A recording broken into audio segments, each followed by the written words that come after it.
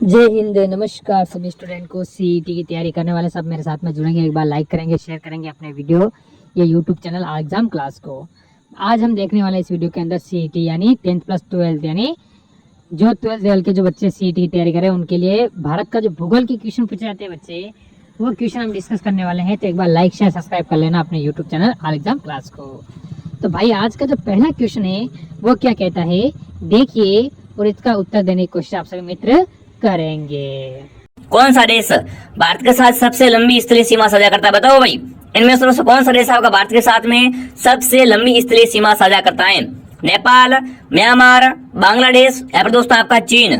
तो देखो यहाँ पर आएगा आपका बांग्लादेश, ठीक है ना दोस्तों। भारत के साथ में सबसे लंबी स्थलीय सीमा कौन साझा करता है? बांग्लादेश। कितनी करता है दोस्तों आपकी?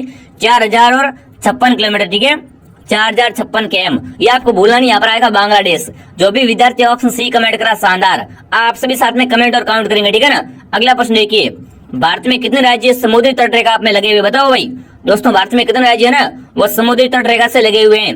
7, 9, 8 या 6? सभी साथी कमेंट करो।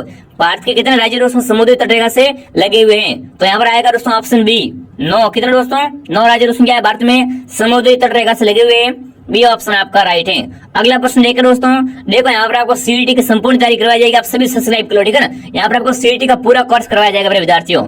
अगला प्रश्न देखिए दोस्तों, एक द्वीप पर बना भारत का सबसे बड़ा नगर है? बताओ भाई दोस्तों, एक द्वीप पर बना भारत का सबसे बड़ा नगर कौन सा है? पणजी, रामेश्वरम, दिल्ली या मुंबई? देखो जिस शहर का दोस्तों या चारों ओर पानी हो और बीच में शहर हो, ठीक है ना, तो वही तो द्वीप होता है। तो बताओ भाई, भारत में दोस्तों एक द्वीप पर बना भारत का सबसे बड़ा है ना बड़ा नगर या शहर कौन सा आपका? मुंबई। जो भी विद्यार्थी ऑप्शन डी कमेंट करा वेरी गुड, डी वाला सभी विद्यार्थी राइट है। बड़े दोस्तों इंपॉर्टेंट क्वेश्चन है। अगला प्रश्न देखिए, मानसूनी पवनें ग्रीष्म ऋतु में बहती? बताओ भाई दोस्तों, मानसूनी पवनें ना वो ग्रीष्म ऋतु में बहती है। पूर्व से पश्चिम की ओर, दक्षिण से पश्चिम, समुद्र से स्थल या दोस्तों स्थल से समुद्र? सभी विद्यार्थी कमेंट करेंगे, ठीक है ना। मानसूनी पवनें दोस्तों ग्रीष्म ऋतु में किस ओर बहती है दोस्तों? समुद्र से स्थल की ओर, ठीक है ना, समुद्र से स्थल की ओर। सी बताने वाले सभी विद्यार्थी राइट हैं। अगला प्रश्न देखकर दोस्तों क्या पूछा आपसे, भारत में कौन से स्थान पर एक वर्ष में सर्वाधिक वर्षा होती है? बताओ भाई दोस्तों, भारत के कौन से स्थान पर है ना एक वर्ष में सर्वाधिक वर्षा होती है? देखिए मासिनराम, देहरादून, लखनऊ या कोलकाता? तो यहाँ पर आएगा ऑप्शन है मासिनराम। कहाँ पर आपका? मेघालय में। यहाँ पर दोस्तों क्या होती है वर्ष में दोस्तों एक वर्ष में सर्वाधिक वर्षा कहाँ होती है आपकी? मासिनराम मेघालय में। ये बताने वाले सभी विद्यार्थी राइट है। एक बार सभी विद्यार्थी क्लास को लाइक और सब्सक्राइब करो, ठीक है। और इस क्लास की पीडीएफ के लिए आप दोस्तों हमारे टेलीग्राम चैनल आरपी स्टडी को ज्वाइन करिए, लिंक आपको नीचे मिल जाएगी, ठीक है। अगला प्रश्न देखिए, गंगा नदी का दूसरा नाम क्या? बताओ भाई, गंगा नदी है इसका दूसरा नाम पूछा आपसे। गंगा को दोस्तों और क्या बोलते हैं? शपथ नदी, भागीरथी या दोस्तों सावित्री या दोस्तों भद्रावती? तो यहाँ पर आएगा दोस्तों भागीरथी, ठीक है ना। गंगा को दोस्तों किसने लाया था? भागीरथी ने लाया था ना, तो इस दोस्तों क्या बोलते हैं? भागीरथी भी बोलते हैं, ठीक है ना। यहाँ पर भी बताने वाले सभी विद्यार्थी राइट हैं। अगला प्रश्न देखो आपसे क्या पूछा है, दक्षिणी भारत की सबसे बड़ी नदी कौन सी? बताओ भाई दोस्तों, दक्षिणी भारत की सबसे बड़ी नदी कौन सी है? गंडक, गोदावरी, कावेरी या दोस्तों कृष्णा? बताओ दक्षिणी भारत, देखो साथ में आपको दिशा दे रही है ना कि दक्षिणी भारत की सबसे बड़ी नदी कौन सी, आपसे पूछा है। तो यहाँ पर कौन सी आएगी दोस्तों? गोदावरी। जो भी विद्यार्थी ऑप्शन बी कमेंट कराए ना, बी बताने वाले सभी विद्यार्थी राइट हैं। अगला प्रश्न देखिए साथियों, निम्न में से किस नदी को बंगाल का शोक कहते हैं? बताओ भाई, बंगाल का शोक है ना वो किस नदी को कहते हैं आपको बताना है। बंगाल का शोक किस नदी को कहते हैं? महानदी को, कोसी को, गंडक या दामोदर को? तो देखो मेरे विद्यार्थियों, बंगाल का शोक है ना वो दामोदर को कहते हैं। किस दोस्तों? दामोदर नदी को कहते हैं। यहाँ पर डी बताने वाले सभी विद्यार्थी राइट हैं। अगला प्रश्न देखिए मेरे विद्यार्थियों, भारत के किस राज्य में लोकटक झील है? बताओ भाई, लोकटक झील कहाँ पर? बताओ मेरे साथियों, भारत के किस राज्य में, ठीक है ना, लोकटक झील है? मणिपुर में, त्रिपुरा में, असम में या दोस्तों आपके पश्चिम बंगाल में? बताओ भारत का कौन सा राज्य में क्या बनी हुई है? लोकटक झील बनी हुई है। तो वो कहाँ पर? आपकी मणिपुर में। जो भी विद्यार्थी ऑप्शन है बता रहा मणिपुर बता रहे हैं ना, मणिपुर ऑप्शन आपका राइट है।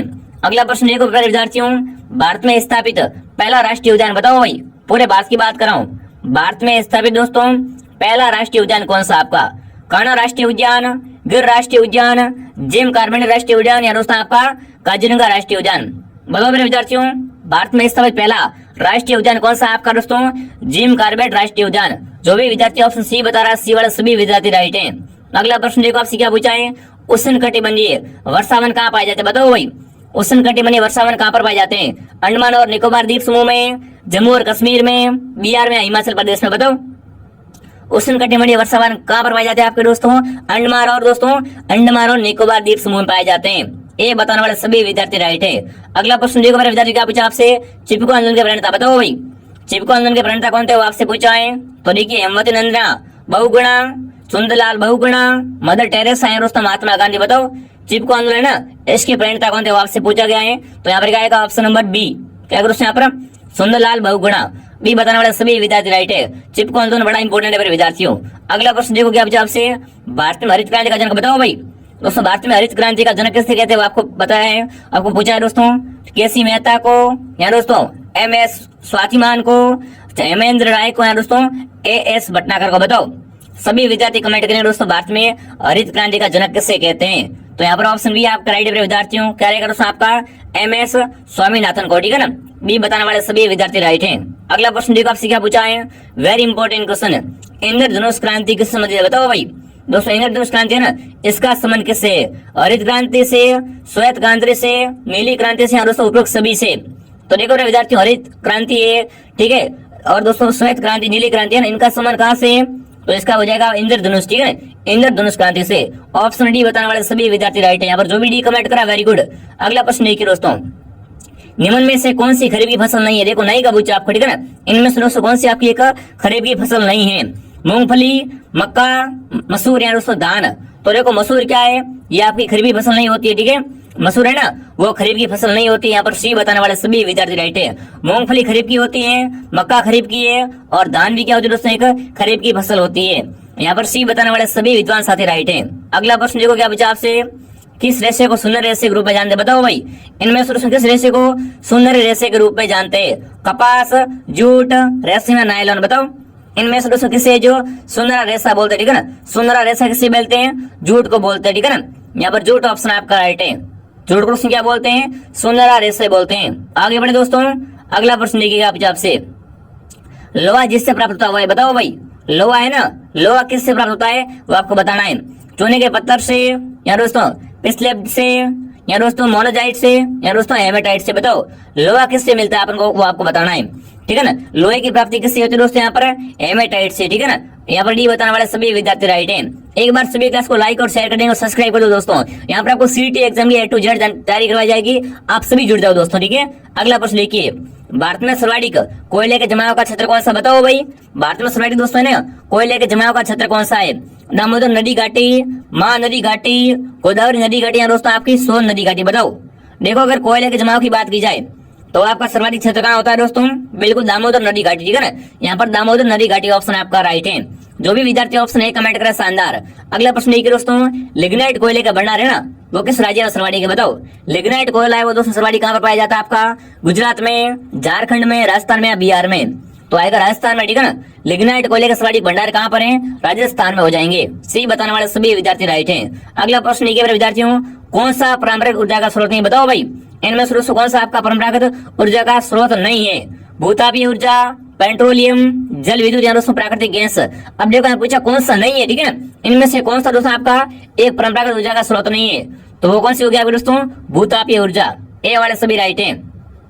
बिल्कुल दोस्तों, आपने अभी तक हमारे प्ले स्टोर से आरपी स्टूडियो ऐप डाउनलोड नहीं किया है तो सभी विद्यार्थियों से निवेदन कर विद्यार्थियों आप प्ले स्टोर से आरपी स्टूडियो ऐप को डाउनलोड कर लीजिए। वहां आप सीटी का फ्री टेस्ट दे सकते हो, ठीक है ना। आप चाहे कहीं से पढ़ रहे हो, आप उसको अपनी तैयारी को परखने के लिए क्या करना है? प्ले स्टोर से आरपी स्टूडियो ऐप को डाउनलोड करना है, ठीक है ना। वहां पर फ्री टेस्ट अपलोड किए गए। अगला प्रश्न देखिए विद्यार्थियों, भारत में सर्वप्रथम कौन सा उद्योग शुरू हुआ? बताओ भाई भारत में सबसे पहले कौन सा उद्योग शुरू हुआ था वो आपको बताना है। कपड़ा उद्योग, लोहा उद्योग, जूट उद्योग या संगमरमर उद्योग?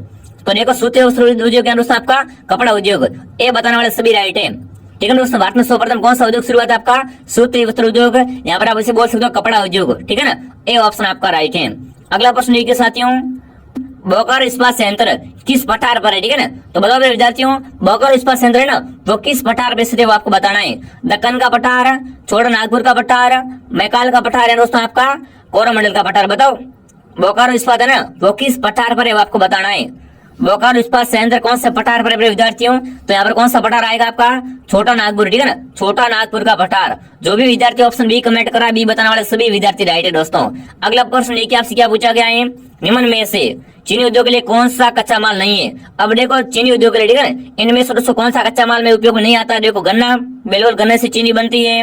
ठीक है ना, चुकंदर भी राइट है, और दोस्तों मकई शरबत ये भी राइट है। पर गाजर है ना, गाजर का दोस्तों चीनी बनाने में कोई भी योगदान नहीं होता है। यहाँ पर डी बताने वाले सभी विद्यार्थी राइट हैं। जो भी साथी ऑप्शन डी कमेंट करें ना, डी वाले सभी विद्यार्थी राइट हैं। 24 का क्वेश्चन लेके क्या पूछा, कांडला बंदरगाह बताओ भाई, कांडला बंदरगाह यहाँ पर कमेंट करेंगे। संवाद की खाड़ी में, कर्क रेखा पर, कच्छ का रण में दोस्तों, कच्छ की खाड़ी में बताओ कांडला बंदरगाह कहाँ पर आपको बताना है। तो देखो कांडला की बात की जाए, कांडला कहाँ पर आपका, कच्छ की खाड़ी में, ठीक है ना, कच्छ की खाड़ी में। जो भी विद्यार्थी ऑप्शन डी कमेंट करा, डी वाले सभी विद्यार्थी राइट है। अगला प्रश्न लेके अपने विद्यार्थियों, इनमें से कौन सा भारत का सबसे लंबा राष्ट्रीय राजमार्ग बताओ भाई। दोस्तों इनमें से कौन सा आपका, इन चारों में से बताना, ठीक है ना, इन चारों में से दोस्तों कौन सा आपका भारत का सबसे लंबा राष्ट्रीय राजमार्ग है। NH4, NH28, NH2 और NH44, फटाफट कमेंट कीजिए। बिल्कुल यहाँ पर दोस्तों क्या रहेगा आपका, NH44, ठीक है ना, ये दोस्तों क्या आपका इन चारों में से भारत का सबसे लंबा राष्ट्रीय राजमार्ग है। जो भी यहाँ पर डी कमेंट करा, वेरी गुड, शानदार, सभी का ऑप्शन डी आ रहा है। अगला प्रश्न देखिए मेरे विद्यार्थी, क्या पूछा आपसे, देखिए मैत्री एक्सप्रेस ट्रेन किन दो स्टेशनों के मध्य चलाई गई बताओ दोस्तों मैत्री एक्सप्रेस ट्रेन है ना, वो किन दो स्टेशनों के मध्य चलाई गई थी, कोलकाता और ढाका के मध्य, अमृतसर और लाहौर के मध्य, दिल्ली व गंगा श्रीनगर के मध्य, दोस्तों लखनऊ व कोलकाता के बीच में। बताओ मैत्री ट्रेन एक्सप्रेस है ना, ये किन दो स्टेशनों के मध्य चलाई गई थी। तो यहाँ पर कौन सा ऑप्शन आपका रहेगा दोस्तों, ढाका से कोलकाता के बीच में। ए बताने वाले सभी विद्यार्थी राइट हैं। जो भी साथी ऑप्शन है बता रहे, वेरी गुड। अगला प्रश्न देखिए, जनगणना कितने वर्षों में एक बार की जाती है। देखो आपको पता होगा जनगणना होती है दोस्तों प्रत्येक 10 वर्ष बाद, ठीक है ना, प्रत्येक दोस्तों क्या है 10 वर्ष के बाद में क्या होती है मेरे साथियों, जनगणना होती है, ठीक है। यहाँ पर सी ऑप्शन आपका राइट है। अगला प्रश्न देखिए दोस्तों, 2011 की जनगणना संख्या है। देखो दोस्तों 2011 की जनगणना हुई ना, वो कितनी जनगणना थी आपकी, 15वीं जनगणना थी, 12वीं, 16वीं या 17वीं, बताओ 2011 की जनगणना है ना, उसकी संख्या कितनी दोस्तों आपकी, वो 15वीं, ठीक है ना, 15वीं जनगणना थी। जो भी विद्यार्थी ऑप्शन ए को राइट कर रहा है ना, ए बताने वाले सभी विद्यार्थी राइट है। अगला प्रश्न देखिए मेरे विद्यार्थियों, 2011 के अनुसार, ठीक है ना दोस्तों, 2011 के अनुसार अधिकतम जनघनत्व वाला राज्य कौन सा आपका, राजस्थान, उत्तर प्रदेश, बिहार, अरुणाचल प्रदेश। मतलब जहां पर सर्वाधिक लोग निवास करते हैं दोस्तों, ठीक है ना, जन घनत्व 1 किलोमीटर दोस्तों क्या लोगों की संख्या अधिक हो, ठीक है ना, तो यहाँ पर क्या आएगा आपका बिहार ऑप्शन आपका राइट है। जो भी विद्यार्थी ऑप्शन बी सी कमेंट कर रहा है, सी वाले सभी विद्यार्थी राइट है। और ये दोस्तों क्लास का अंतिम सवाल एक लोग क्या पूछा आपसे, 2011 की जनगणना अनुसार किस राज्य में उच्चतम साक्षरता है, बताओ भाई, सर्वाधिक साक्षरता है ना, वो किस जिले की कमेंट करेंगे, राज्य का पूछा, ठीक है ना, किस राज्य का साक्षरता क्या सर्वाधिक है, फटाफट कमेंट कीजिए। चलिए 2011 की दोस्तों जनगणना के अनुसार राज्य में उच्च साक्षरता है ना, वो किस दोस्तों राज्य की आपको बताना है, तमिलनाडु की, पांडुचेरी की, दिल्ली की या केरल की। तो यहाँ पर आएगा दोस्तों केरल, ठीक है ना, केरल में दोस्तों क्या सर्वाधिक साक्षरता है, डी ऑप्शन आपका राइट है। जो भी विद्यार्थी डी ऑप्शन कमेंट करें, वेरी गुड। आप सभी से दोस्तों एक निवेदन, आप क्लास को डेली ज्वाइन कीजिए। यहाँ पर आपको सीईटी का बेस्ट स्टार्ट हो चुका है। यहाँ पर सीईटी की आपको संपूर्ण तैयारी रेगुलर करवाई जाएगी मेरे विद्यार्थियों। आपको क्या करना है, चैनल को सब्सक्राइब कर लेना है, प्ले स्टोर से आरपीएसडी ऐप को डाउनलोड कर लेना और टेलीग्राम पे भी जुड़ जाना आपको, ठीक है। आपको सीईटी के A to Z यहाँ पर जानकारी मिलने वाली है। चलिए मेरे विद्यार्थियों, मिलता हूँ अगले वीडियो में। जय हिंद, जय भारत।